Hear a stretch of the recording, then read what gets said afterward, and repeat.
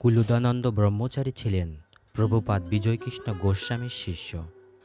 গুরুর কৃপায় তিনি বেশ উচ্চস্থান লাভ করেছেন সাধন জগতে। তবু বারদের ব্রহ্মচারী লোকনাথ বাবাকে দর্শন করার ইচ্ছা তার প্রবল। তাই মাঝে মাঝে প্রাণের আকুতি নিয়ে বাবাকে দর্শন করতে আসেন বারদের আশ্রমে। কিছুদিন ধরে পেটের শূল বেদনায় ভুগছেন।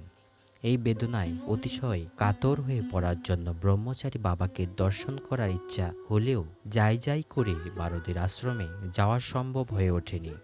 অবশেষে পেটে শূল বেদনার যন্ত্রণা নিয়েই একদিন বারদের আশ্রমে এসে উপস্থিত হলেন। তারপর ভক্তিভরে বাবার চরণ বন্দনা করলেন। অন্তর্যামী সর্বজ্ঞ বাবা আগে হতেই কুলদানন্দের এই রোগের কথা যোগ বলে জানতে পেয়েছিলেন।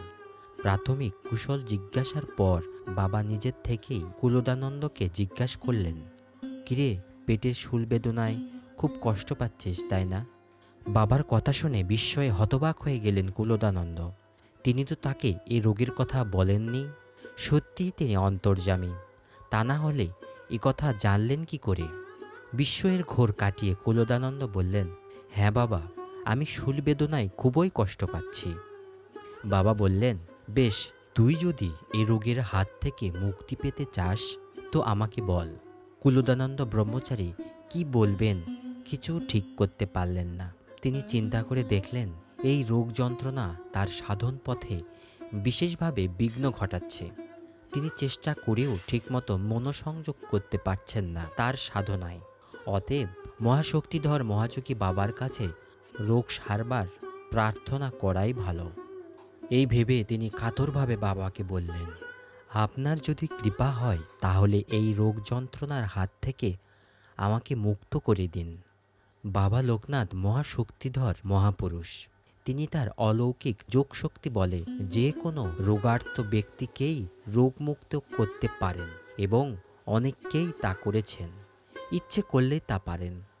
অন্তরে তার আর্ত মানুষের প্রতি কৃপারও অভাব নেই। কিন্তু সাধারণ গৃহী মানুষের ক্ষেত্রে যা খাটে কুলদানন্দের ক্ষেত্রে তা খাটে না। কারণ বাবা দেখলেন কুলদানন্দ ব্রহ্মচারী সাধনার উচ্চ মার্গে উপনীত হয়েছেন। তাই তিনি একটু চিন্তা করে বললেন, আমি তোর রোগ সারিয়ে দিতে পারি। এই বলে তিনি আশ্রমের উঠোনে অবস্থিত বেলগাছটি দেখিয়ে বললেন, ওই বেলগাছের একটু মাটি খেয়ে পেটে লাগিয়ে দিলেই তোর রোগ সেরে যাবে। কিন্তু ভোগ শেষ হবে না। ভোগ শেষ হবার জন্য আবার তোকে মৃত্যুর পর দেহ ধারণ করে এই পৃথিবীতে আসতে হবে। এখন তোকে ভেবে বলতে হবে কি করবি। তোকে ঠিক করতে হবে এই দেহেই ব্যথা সহ্য করে সাধনার দ্বারা মুক্ত হবি, না এ জীবনে রোগ মুক্ত হয়ে শেষ ভোগের জন্য আবার দেহ ধারণ করে আসবি। বাবার কথা শুনে মহা পরীক্ষায় পড়লেন কুলদানন্দজি। তিনি গম্ভীর হয়ে ভাবতে লাগলেন।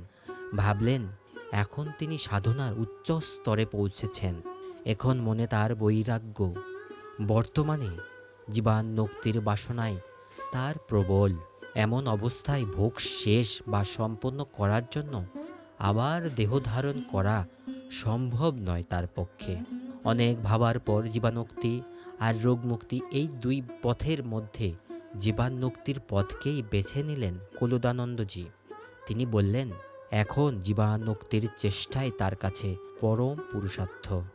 সাময়িক ব্যাধির কষ্ট থেকে মুক্ত হবার জন্য এই পরম পুরুষার্থ লাভের পথ হতে বিচ্যুত হওয়া সম্ভব নয় তার পক্ষে। সে পথ ত্যাগ করা কোনো ক্রমেই উচিত হবে না তার। কুলদানন্দ কিন্তু মুখ ফুটে বলতে পারছেন না সে কথা। মনে মনে পথটা ঠিক করে ফেললেও তখনও মুখে তা বলতে পারলেন না। অন্তর্দ্বন্দ্বের দোলায় তখনও দুলছিল তার মন। কুলদানন্দকে মৌন দেখে বাবা আবার জিজ্ঞেস করলেন, কিরে, কি হলো? চুপ করে রইলি যে, বল তোর কি ইচ্ছা? এবার কুলদানন্দ মনে দৃঢ় সংকল্প নিয়ে বললেন, রোগ মুক্তির চেয়ে জীবান্নোক্তি আমার কাম্য। এখন রোগমুক্ত হয়ে ভোগ শেষের জন্য আবার জীবনে বদ্ধ হতে চাই না আমি। সাধন জীবনে যাতে আমি চরম উন্নতি লাভ করতে পারি, রোগ যন্ত্রণা যাতে আমার সেই সাধন পথে বিশেষ কোনো বিঘ্ন ঘটাতে না পারে, আপনি আমাকে সেই করুণা করুন। আমি রোগ মুক্তি চাই না। কুলুদানন্দের কথা শুনে খুবই সন্তুষ্ট হলেন বাবা। তিনি তার মাথায় হাত দিয়ে স্নেহ ভরে আশীর্বাদ করলেন। এরপর অনেক দিন বারদির আশ্রমে থেকে বাবার কাছে বিদায় নিয়ে নিজের জায়গায় ফিরে গেলেন কুলুদানন্দ ব্রহ্মচারী।